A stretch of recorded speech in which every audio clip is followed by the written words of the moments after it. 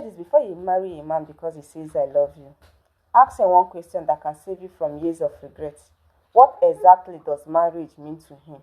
Because his answer can tell you more about your future than all the sweet words he has ever told you.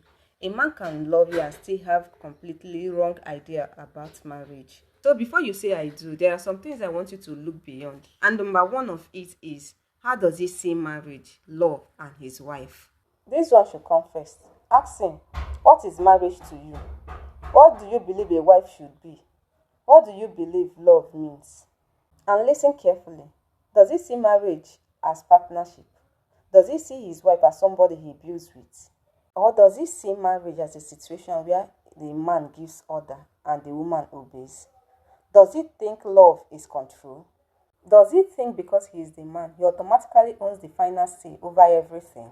Because these beliefs don't disappear after the wedding. If a man believes a wife is supposed to serve him, obey him, and never question him, don't assume marriage will suddenly change his mind. The way a man defines marriage is often the way he eventually lives it.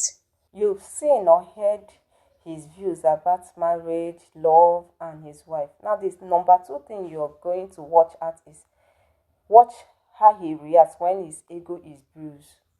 Watch him when his ego is hurt. Don't only watch him when he's happy with you. Watch him when you disagree. Watch him when you correct him. Watch him when he loses an argument.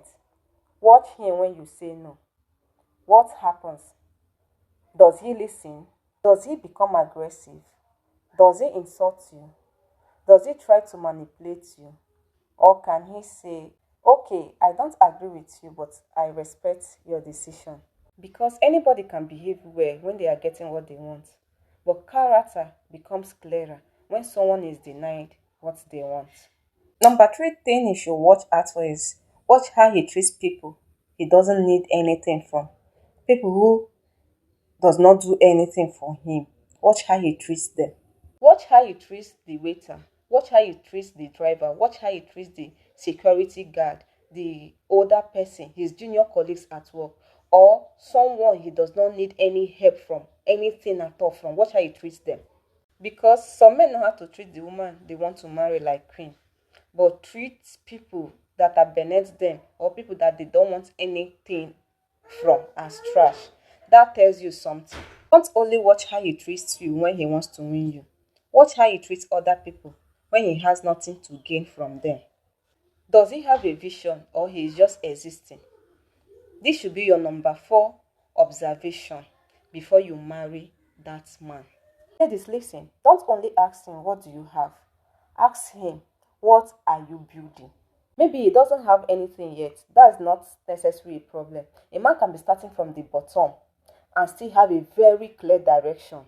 And if years are passing, he has no plan, no goal, no direction, and no desire to build anything, please don't ignore that. Because starting small is not the same thing as having no direction or vision. Does he have a skill or profession that he can fall back on? This is the number 6 thing you should know before you agree to marry a man. Because love cannot feed you. Love will not take care of you. This is different from simply having a job. What happens if tomorrow his current employer says we are letting you go? What happens if his business collapses? What happens if his current source of income disappears? Does he have a skill, a profession, a trade, a useful ability, or something he can use to start again? You don't need a man who can predict every problem. You need a man who has the capacity to recover when life changes. Number 6 is, how does he handle money? Don't be hypnotized by his money or his salary. Watch what he does with it. Does he save? Does he invest? Does he plan? Does he have emergency savings? Does he spend everything because he believes tomorrow will take care of itself? Because a man's income can increase or decrease, but his financial habits can follow him into marriage. Don't only investigate how much he earns. Investigate what happens to the money after he earns it. Ladies, you have to ask yourself this number 7 question.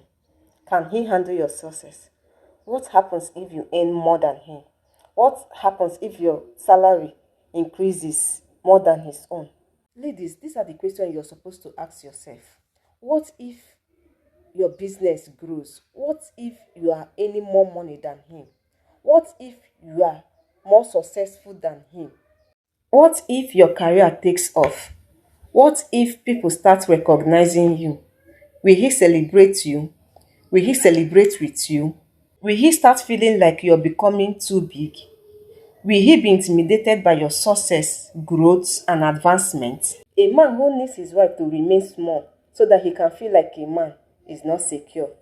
Your success should not become his competition. Does he have a realistic plan to build a life and family with you? Or does he depend on people?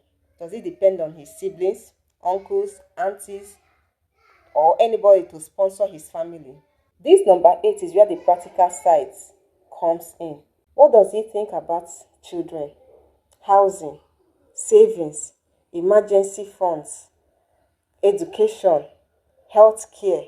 What kind of lifestyle does he want?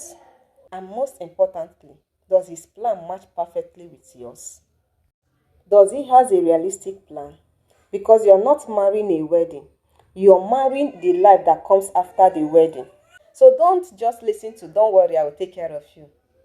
Ask him how. What is the plan? What is the direction? What are we building? Or are you waiting for people to help you? Are you waiting for your uncles, aunties, brothers, and sisters? Finally, ladies, don't marry a man based on only who you hope he will become tomorrow. Look at who he is now. Yes, people grow. Yes, people change. Yes, you can build together. But don't enter marriage thinking once we get married, I will change him. Marriage is not a rehabilitation center.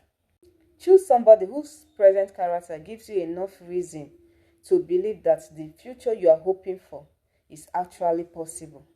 Because the real question isn't just does he love me? It's do I respect the way this man thinks, lives, loves, and prepares for the future? And can I genuinely build a life with him? And please don't forget to subscribe and turn up the notification button to get more relationship advice.